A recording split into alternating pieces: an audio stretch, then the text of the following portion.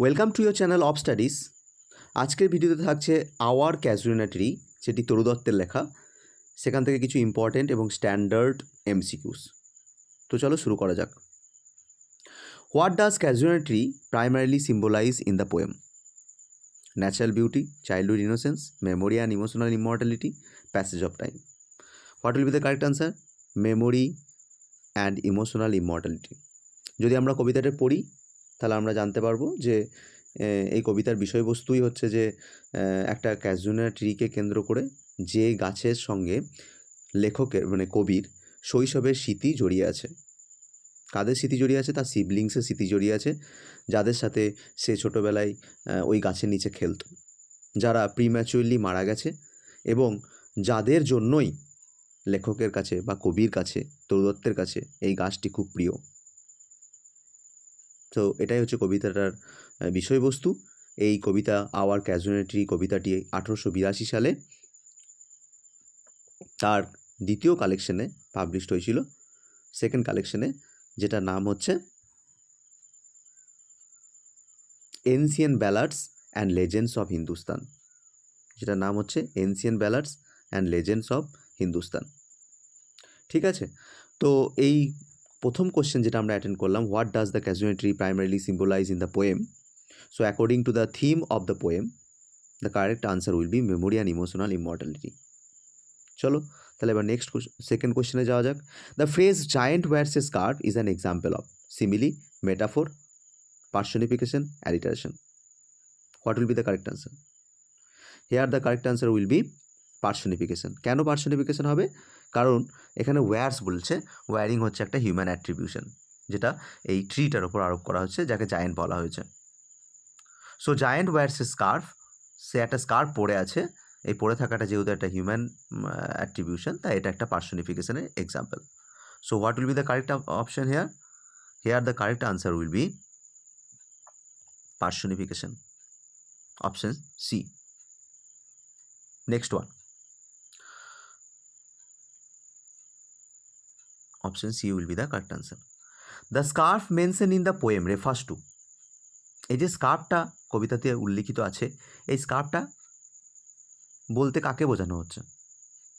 Fog around the tree, a creeper entwining the tree, clouds covering the sky, shadow of the branches.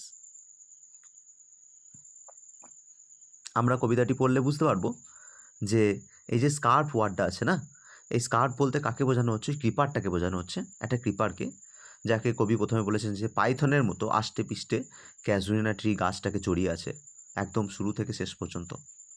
তাহলে আমাদের কোনটা সঠিক উত্তর হয়ে যাবে এখানে? আমাদের এখানে সঠিক উত্তর হয়ে যাবে a creeper entwining the tree বা winding the tree. Okay, next question. Why does the poet say she loves the tree not because of its magnificence? Fourth question is, why does the poet say she loves the tree not because of its magnificence? So options are here given here. It is not beautiful, it reminds her of painful memories, it is emotionally connected to her past, it is ordinary. So what will be the correct answer? I have already told you the theme of the poem. So the correct option here will be, it is emotionally connected to her past, because the tree is actually blended with the memories of her siblings Oru and Abju. তার ভাই বোনের, তার দিদি এবং তার দাদার স্মৃতি বিজড়িত হয়ে আছে ওই গাছটার সাথে, তাই গাছটি তার কাছে প্রিয়, তার মনের খুব কাছের। তাহলে what will be the correct answer? It is emotionally connected to her past. Next question, the term unknown land most likely refer to a dream world, the poet's imagination, foreign land where she stayed, a mythical place. So এখানে unknown land বলতে কার কথা বোঝানো হচ্ছে? এখানে unknown land বলতে the world of after লাইফের কথা বোঝানো হচ্ছে, মানে পরলোকের কথা বোঝানো হচ্ছে। তাহলে সেই ক্ষেত্রে এখানে কারেক্ট অপশন কোনটা হবে? A mythical place. What will be the correct option? A mythical place. Next question, what type of imagery is most dominant in the poem? What type of imagery? visual imagery only, auditory imagery only, both visual and auditory imagery, tactile imagery. So mainly এই কবিতাটির মধ্যে যেটার dominance আছে যে ইমেজারিটা সেটা হচ্ছে both visual imagery as well as auditory imagery, visual imagery as well as auditory imagery. Okay, next question, the tone of the poem can best be described as, এই কবিতাটার যে টোন সেই টোনটা কি? Joyful and humorous, nostalgic and reflective, angry and critical, fearful and tense. So কবিতার theme অনুযায়ী বা কবিতার যে টোনটা আমরা পাবো সেটা কি? নস্টালজিক অ্যান্ড রিফ্লেকটিভ, কারণ পাস্ট মেমোরির কথা তার মনে পড়বে, সো নস্টালজিক এবং reflective. Next one, like a huge Python winding round and round is an example of. So like কথাটা আছে, এখানে আমরা বুঝতেই পারছি পাইথনের সঙ্গে কাকে তুলনা করা হচ্ছে? ওই ক্রিপারটাকে তুলনা করা হচ্ছে যে আষ্টে পিষ্টে ক্যাজুয়াল ট্রিকে আলিঙ্গন করে আছে।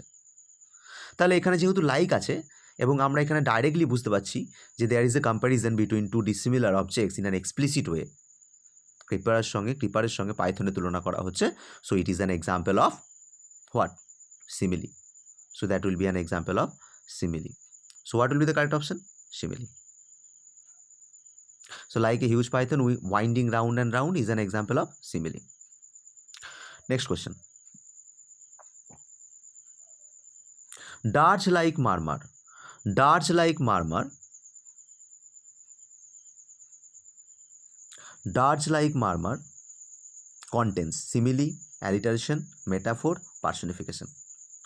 দেখো এখানে আমরা পাচ্ছি আবার কি ডার্জ লাইক আছে। ডার্জ কথাটা মানে কি? ডার্জ মানে হচ্ছে কি শোক গাথা, মর্নিং সং, দুঃখের গানকে ডার্জ বলা হয়। ডার্জ মানে কি? দুঃখের গান, দুঃখের গানকে কি বলা হয়? ডার্জ বলা হয়। তাহলে এই যে ডার্জ লাইক মারমার, মারমারটাকে ডার্জের সঙ্গে তুলনা করা হচ্ছে, যেটাকে ওই ক্যাজুয়ালিটি থেকে আসছে, ভেসে আসছে।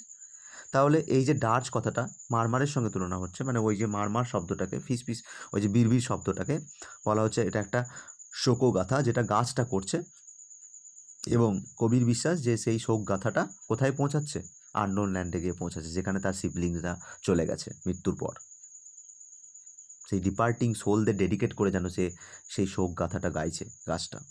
সো এটা কিসের এক্সাম্পল? এটা হচ্ছে সিমিলির এক্সাম্পল। লাইক আছে, dirge like murmur, so it contains what? Simile. So আজকের এই ভিডিও লাস্ট কোশ্চেনে চলে যাবো আমরা, 10 নম্বর কোশ্চেন। The rhyme scheme of the first stanza is. So stanza সম্পর্কে আমি কিছু বলে নিই আগে। এই কবিতার যে স্ট্রাকচারটা সেটা হচ্ছে, এটা হচ্ছে একটা 55 লাইনের কবিতা, 55টি লাইন আছে। এটা টোটাল কতগুলো লাইন আছে? 55। কতগুলো লাইন আছে?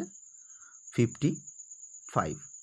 ঠিক আছে, এক একটা স্ট্যান্জাতে 11টা করে লাইন আছে, তাহলে টোটাল 55 লাইনের এটা কবিতা। আর যে কবিতার স্ট্যান্জাগুলোর যে স্ট্যান্জাগুলোর যে স্ট্রাকচারটা আছে সেটা হচ্ছে কি, দুটো কোয়ার্টার আছে। কোয়ার্টার মানে আমরা জানি 4 লাইনের স্ট্যান্জা, তাই তো? তাহলে দুটো কোয়ার্টার আছে আর একটা টার্সেট আছে। তাহলে দুটো কোয়ার্টার মানে 8 লাইন আর 3 লাইন মানে হচ্ছে 11 লাইন। ঠিক আছে, তাহলে এটা হচ্ছে 11 লাইনের একটি কবিতা। এক একটা স্ট্যান্জাতে 11 লাইন করে আছে, 5টি স্ট্যান্জা আছে, তো টোটাল 55 লাইন্সের এই কবিতাটা। ঠিক আছে, এর যে রাইম স্কিমটা আছে, এই যে রাইম স্কিমটা আমি তোমাদেরকে বললাম কি দুটো কোয়ার্টার আছে, দুটো কোয়ার্টার মানে 2 গুণিত 4, আর একটা টার্সেট মানে আমরা জানি 3টে লাইনের একটা স্ট্যান্জাকে টার্সেট বলা হয়, যাদের রাইম স্কিম সেম থাকবে। তো 4 দুগুণে 8 আর 3 কত? 11।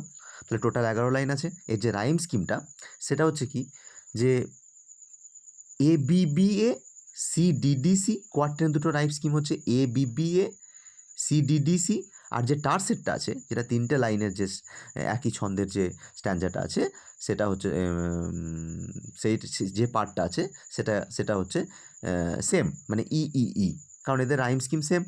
তাহলে এর যে রাইম স্কিম তোমরা বলো এদের মধ্যে কোনটা হবে এর রাইম স্কিম? ABABCCDEE, ABBACDDCEE, এই যে আমরা উত্তর পেয়ে গেছি। তাহলে এখানের মধ্যে সঠিক উত্তর কোনটা হবে? ABBACDDCEEE। তাহলে প্রথম কোয়ার্টেন হিসাবে ভেঙেও তোমাদের দিতে পারে পরীক্ষায় রাইম স্কিম। প্রথম যে কোয়ার্টেনটা আছে সেটা ABBA, তারপরে যে কোয়ার্টেনটা আমরা পাবো সেটা হচ্ছে CDDC। ঠিক আছে, A B B A C D D C, আর যে স্টার সেটটা আছে সেই স্টার সেটটা হচ্ছে E E E. So what is the rhyme scheme of the first stanza of this poem? Our casuarina tree, A B B A C D D C E E E. That will be the correct answer. Okay, that's all for today. See you in the next video. Okay, bye.